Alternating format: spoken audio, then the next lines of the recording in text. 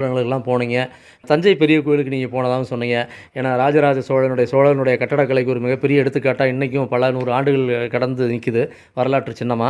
தஞ்சை பெரிய கோயில் போய் நீங்க சுற்றி பார்த்த அனுபவங்கள நம்ம நேயர்கள்ட்ட பகிர்ந்துக்குங்க.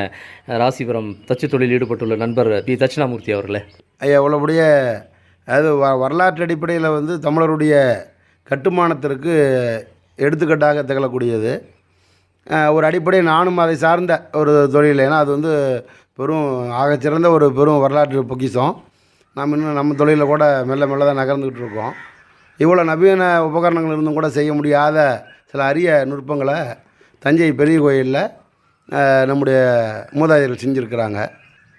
நஞ்சை கழனிகளின் நாயகனே நீ வாழ்க, வீரராஜராஜ சோழனே நீ வாழ்க. தஞ்சை அந்த